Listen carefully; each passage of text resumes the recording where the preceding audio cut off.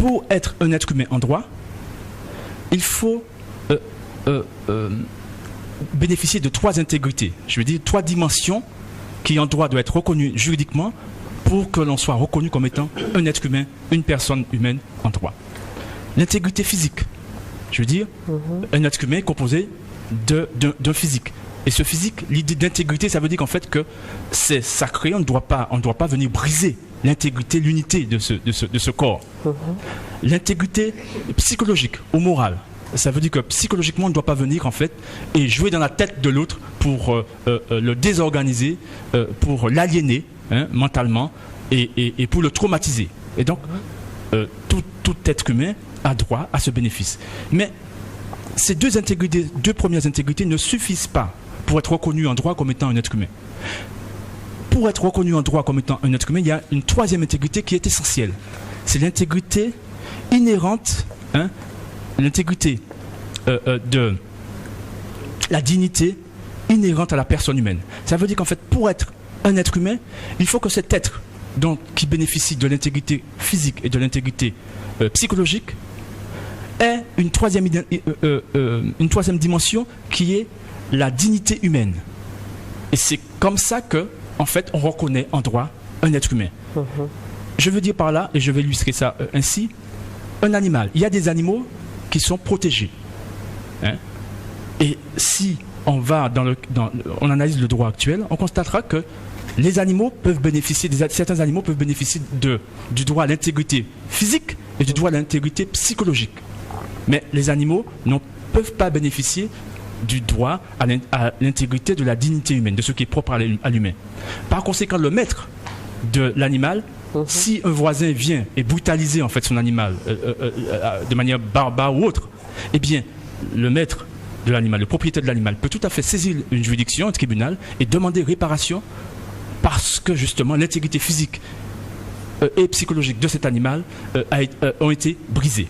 Et donc, le tribunal va condamner la personne, si les conditions sont réunies, la personne qui a commis, en fait, je dirais, cette infraction consistant à briser l'intégrité physique et psychologique, en fait, de cet animal.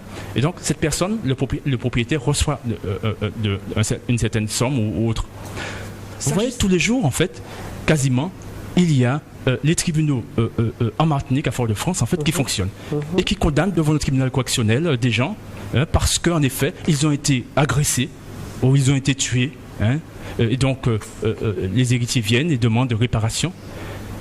Et en effet, ces gens reçoivent tous les jours des indemnités financières, notamment en particulier, d'abord et avant tout d'ailleurs, pour ces infractions-là. On peut croire en fait que ces personnes reçoivent ces indemnités parce qu'elles sont considérées comme étant des personnes humaines en droit. Or, non, en l'occurrence.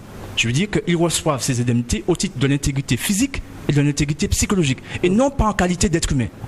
On commence à constater en fait que nous ne sommes pas des êtres humains en droit. Comme je disais, l'animal peut donner droit à ces indemnités-là au titre des 2 intégrités. On peut le protéger aussi. Voilà, on peut le protéger comme l'affranchi. L'affranchi bénéficie de seulement les 2 premières intégrités. Et qui fait quoi? Qui fait qu'en effet, eh bien, rappelez-vous, à l'issue de l'abolition de 1848, eh bien, qui a reçu l'indemnité, qui a été indemnisé, non point, je dirais, les affranchis, mais bien celui qui est reconnu comme étant un être humain pleinement et entièrement, c'est-à-dire en fait les maîtres. Donc on voit bien, c'est l'application. En 2005 aussi. Oui, exactement, tout à fait. C'est l'application, c'est pour bien comprendre, pour arriver jusqu'à nous aujourd'hui. Et qu'est-ce que je veux dire par là? Je veux dire par là en fait que aujourd'hui, et c'est ce que les gens doivent comprendre, lorsque l'État français, à travers ses juridictions, refuse de nous d'appliquer notre droit à réparation au titre en fait du crime contre l'humanité, c'est parce que justement ces juridictions, donc cet État, nous nie notre qualité d'être humain, la 3e intégrité. En droit, c'est ce que ça signifie. Il faut bien comprendre ça. Qui veut dire en fait que, contrairement à ce que les gens peuvent croire, lorsqu'ils se font indemniser aujourd'hui parce qu'ils ont été agressés par le tribunal, ça n'a jamais été jusqu'à présent au titre en fait de personnes humaines. Par contre, l'État français est à l'épreuve aujourd'hui parce que là nous avons une infraction qui nécessairement ne peut être réparée que si l'État français reconnaît tant les victimes initiale, à savoir ceux qui ont été déportés, que leurs ayants droit, leurs héritiers, à Les savoir descendants, nous-mêmes, oui. sommes des personnes humaines.